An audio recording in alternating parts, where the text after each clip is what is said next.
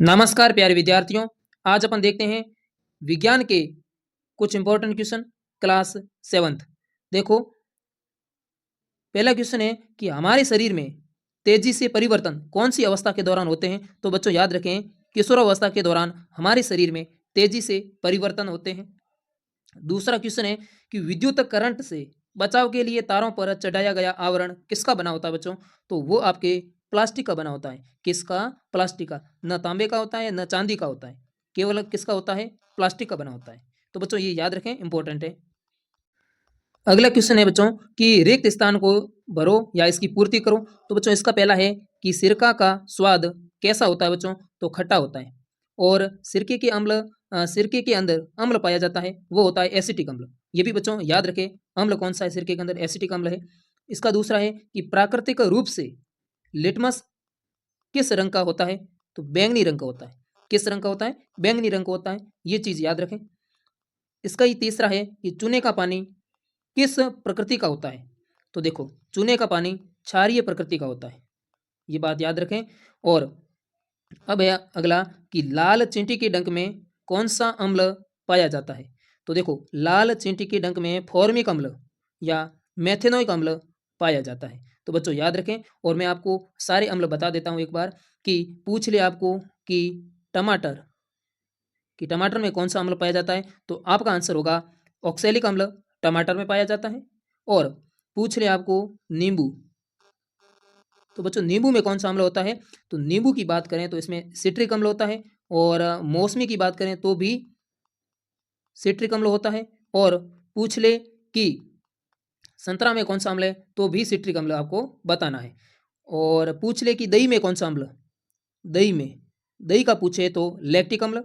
और इमली इमली का पूछ ले तो इमली में आपके अम्ल है, उसका नाम है टार्टरिक अम्ल। टार्टरिक अम्ल इमली में पाया जाता है। और इमली खट्टी होती है, बहुत खट्टी होती है, इसीलिए उसके अंदर टार्टरिक अम्ल की वजह से ही खट्टी होती है। अब देखते हैं उदासीनीकरण अभिक्रिया किसे कहते हैं। तो अम्ल और क्षार की अभिक्रिया से लवण और जल बनने की प्रक्रिया को उदासीनीकरण कहते हैं। ये भी इंपॉर्टेंट है बच्चों, याद रखें। अगला है लिटमस।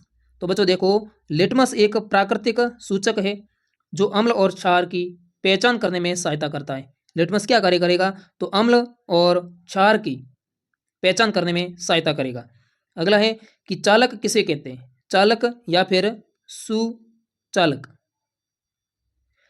तो देखो बच्चों, इसमें है कि जिन पदार्थों में विद्युत धारा आसानी से प्रवाहित होती है उन्हें चालक कहते हैं। जैसे तांबा है, एल्यूमिनियम है, ये चालक होते हैं। और कुचालक की बात करें बच्चों, तो देखो, जिन पदार्थों में विद्युत धारा आसानी से प्रवाहित नहीं होती उन्हें कुचालक कहते हैं। जैसे रबर है, प्लास्टिक है, इन सबको क्या बोलेंगे? कुचालक बोलेंगे। अगला है विद्युत परिपथ। देखो, किसे कहते हैं विद्युत परिपथ। देखो, विद्युत धारा के प्रवाह के लिए बने बंद मार्ग को विद्युत परिपथ कहते हैं। क्या कहते हैं बच्चों? विद्युत परिपथ कहते हैं। यानी कि विद्युत धारा के प्रवाह के लिए बंद मार्ग को क्या बोलेंगे? विद्युत परिपथ कहते हैं। अगला है विज्ञान की परिभाषा। ये तो बच्चों आपको याद ही है, अच्छे से आपको मैंने याद करवाई। देखो कि प्रकृति में होने वाली घटनाओं का क्रमबद्ध एवं तर्कपूर्ण अध्ययन विज्ञान कहलाता है। या इसकी परिभाषा आप ये भी बोल सकते हैं कि प्रकृति के क्रमबद्ध अध्ययन तथा प्रयोगों द्वारा प्रमाणित ज्ञान को विज्ञान कहते हैं। और विज्ञान का मतलब ही होता है कि विशेष ज्ञान। कैसा ज्ञान? Special knowledge. अगला है, ये भी थोड़ा इंपॉर्टेंट है तो इसको भी साथ में ऐड कर लेते हैं कि गंधीय सूचक किसे कहते हैं, या इसको बोलते हैं बच्चों घ्राण।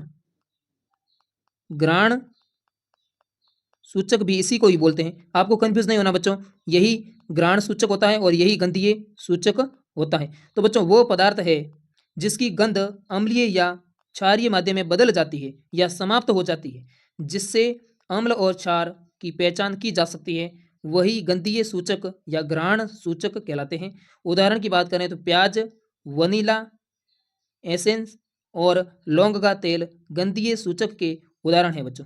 ये भी इंपॉर्टेंट है और आपके टेस्ट में आ सकता है बच्चों, इसी को भी याद साथ में करें। अगला क्वेश्चन है कि राष्ट्रीय विज्ञान दिवस कब मनाया जाता है। तो बच्चों भारत में राष्ट्रीय विज्ञान दिवस 28 फरवरी को मनाया जाता है। ये तो बच्चों आप सभी को याद है, फिर भी एक बार मैंने बता दिया, तो इसको भी याद कर लेना।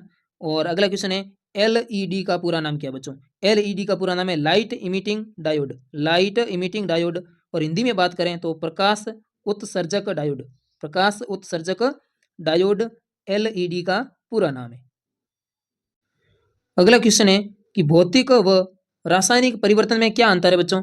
ये देखते हैं कि भौतिक परिवर्तन और रासायनिक परिवर्तन। देखो कि भौतिक परिवर्तन कि इसमें पदार्थ के केवल भौतिक गुणों में परिवर्तन होता है। यानी भौतिक परिवर्तन का मतलब है कि पदार्थ के भौतिक गुणों में परिवर्तन होता है।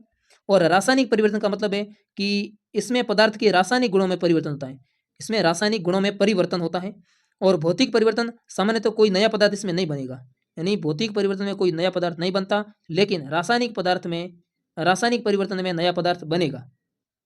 और यह परिवर्तन प्राय प्रतिवर्ती होता है, यह परिवर्तन प्राय अप्रतिवर्ती होता है। उदाहरण की बात करें बच्चों तो बर्फ का पिघलना और पानी का जमना, ये दो उदाहरण ही भौतिक परिवर्तन के हैं। और लोहे पर जंग लगना, कागज का जलना, तो ये सभी रासायनिक परिवर्तन है। बच्चों इसके उदाहरण मैं आपको और भी बता देता हूँ। जैसे आपको बोल दे कि कागज को फाड़ना या कागज को काटना, तो ये आपके भौतिक परिवर्तन है। पूछ ले कि भोजन का पचना, तो बच्चों ये रासायनिक परिवर्तन है। और के आपको ये भी पूछ ले कि किसी भी चीज़ को जलाना, है ना, जैसे लकड़ी को जलाना, कागज को जलाना, तो ये सभी रासायनिक परिवर्तन है। तो बच्चों इनको अच्छे से याद करें, भौतिक और रासायनिक परिवर्तन में अंतर। ये इंपॉर्टेंट क्वेश्चन है और बार बार एग्जाम में इसी के क्वेश्चन पूछे जाते हैं। तो प्यारे विद्यार्थियों, अगर आप चैनल पर नए हैं तो चैनल को सब्सक्राइब करें, वीडियो को लाइक करें और अपने दोस्तों के साथ शेयर जरूर करें। धन्यवाद।